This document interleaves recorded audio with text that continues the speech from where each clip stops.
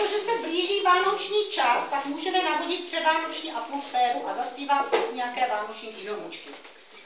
První bude Purpura, můžete klidně zpívat s náma, potom bude Štěstí, zdraví a na závěr si všichni zaspíváme pohádku mládí. Přejeme vám všem radostné a ničím nerušené vánoční svátky, když se teda ještě uvidíme toho 16. ale už to popřejem tady, jak to bylo nahozený jako vánoční.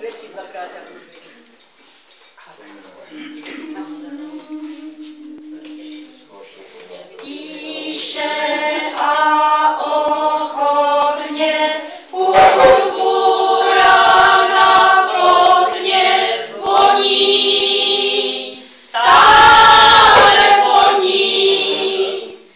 Nikdo si nevšímá, jak život mění se v dým.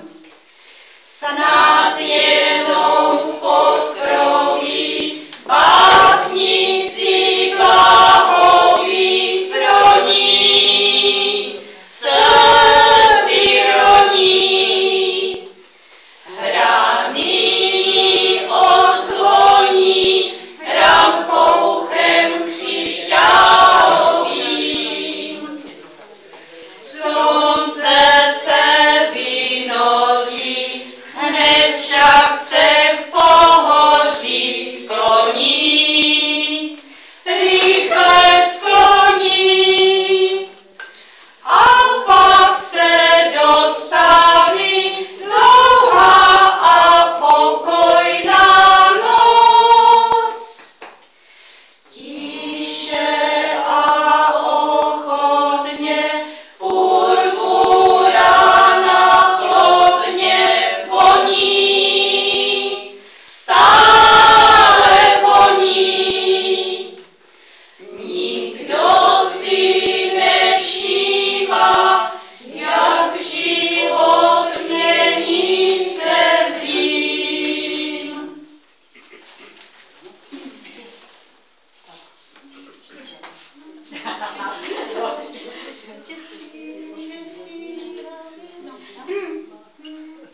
Štěstí, zdraví, pokoj svatý vinšujeme vám. Nejprv Pánu hospodáři, pak našim díkám.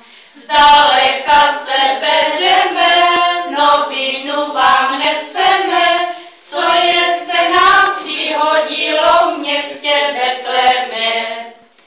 Narodil se tam synáček, posílá mě k vám. Vy jste mu koledu dali, však já mu ji dám. Chlebíčka nechce vrátit, nakrmila ho máti, raštolárek neb dukátek máte poslatí. Pěkně prosím, odbuďte mě, nemám tu kdy stát. Ještě musím do Betléma dítko kolíbat. Dítko to je bohatý, v nebi vám to zaplatí, že se budete po smrti s ním radovatí.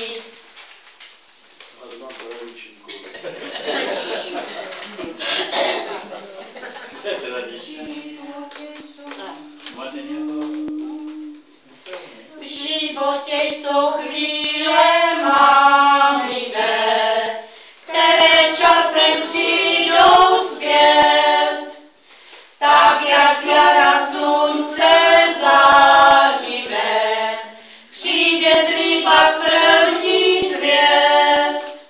Jen mládí nevrátí se nikdy víc, když nevyjde nám svojí láskou vstříc. A ten, kdo